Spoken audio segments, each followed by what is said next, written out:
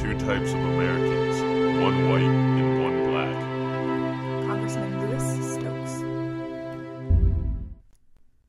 On August 2nd, the Housing Act of 1954 was passed, which gave local governments the powers of eminent domain, allowing them to clear out areas deemed blighted in order to make way for urban renewal.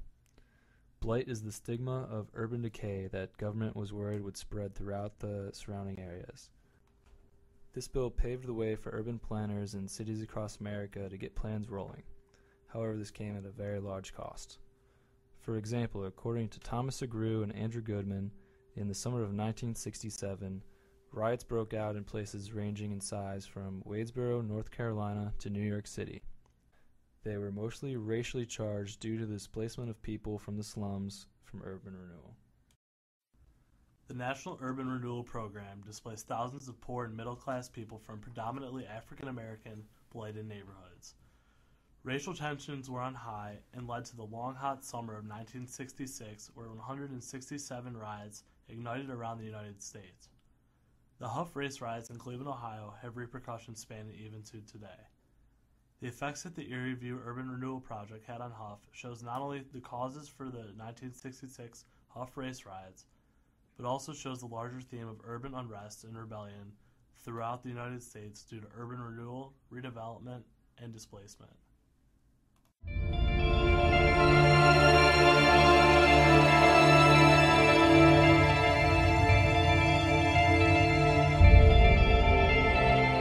Urban renewal plans leading to the riots in Los Angeles was the Bunker Hill Redevelopment Project, which uprooted over 21,000 people from their homes in order to make room for the Civic Center and the Santa Ana Freeway, using the powers of eminent domain. This created tension between the city and its residents. In southern LA, a police officer named Lee Minikis pulled over an African-American man named Marquette Fry with the suspicion of driving while intoxicated. Fry's mother showed up and started a scuffle. She was pushed and also pushed a police officer.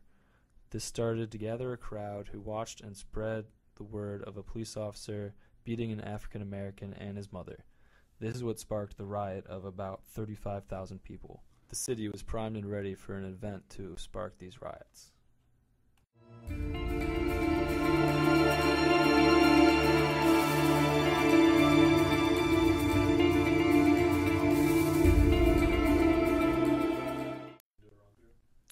In the 1950s, three mayors of Detroit named Cobo, Miriani, and Kavanaugh leveled thousands of acres in the southern Detroit region called Black Bottom, which was considered the heart of the African American community.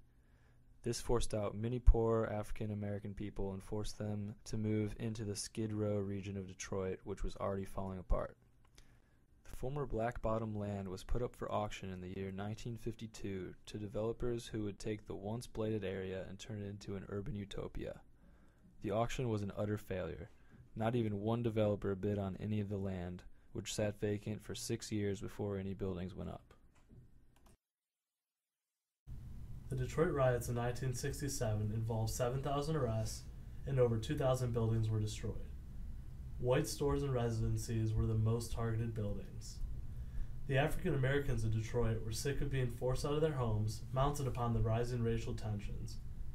It all culminated in the riot, which contributed to the name of the Long Hot Summer.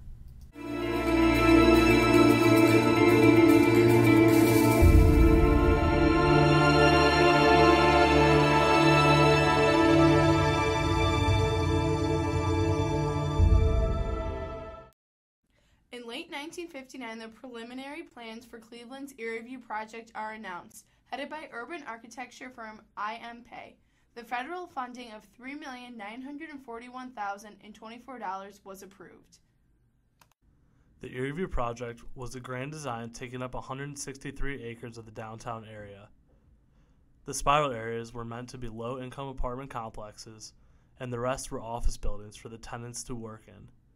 The city was all in for this project, but it was doomed to fail. After this was all approved, the project developers went through the project area and did a building-by-building blight survey. Because of the destruction of the 126,000 homes, the populations and racial geography begins to change.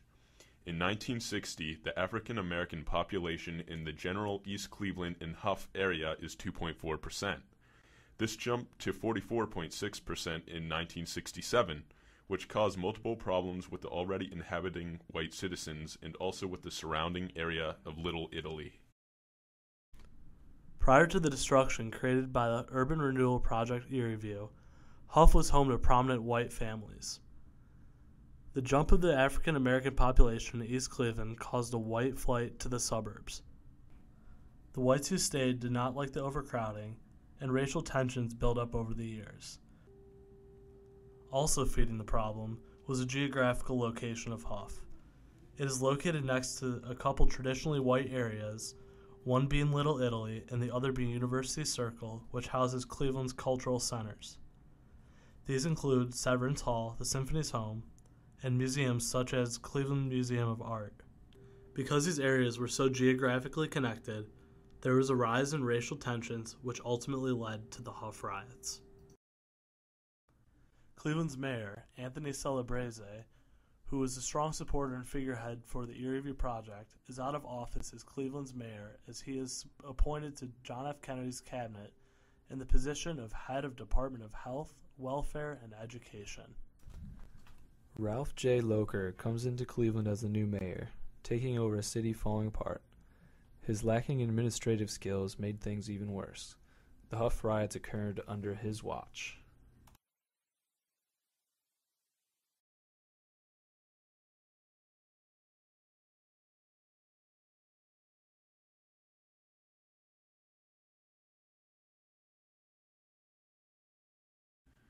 At the local 79ers bar, an African-American man was refused service for a water, even after he had bought a bottle of wine. Due to the already existing racial tensions, this sparked a fight within the building, which eventually spilled into the streets, then snowballed into a full-blown riot. The Huff riots lasted 6 days in the middle of Cleveland's poorest and most blighted neighborhood. Kevin Young, who was a suburban resident on the west side of Cleveland at the age of 12, said he could even feel the tensions of the riots many neighborhoods away.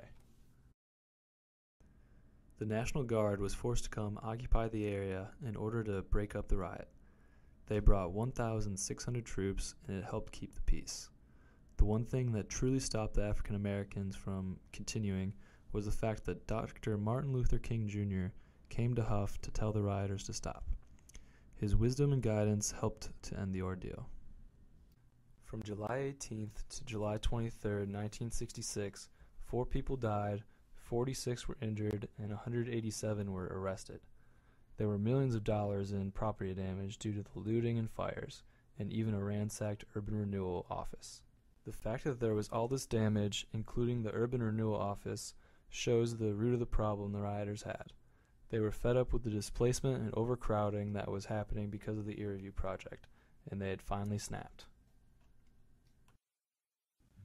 The reason these Huff riots are called riots is simply due to their nature. They started spontaneously and ended up spreading through the area like a wildfire.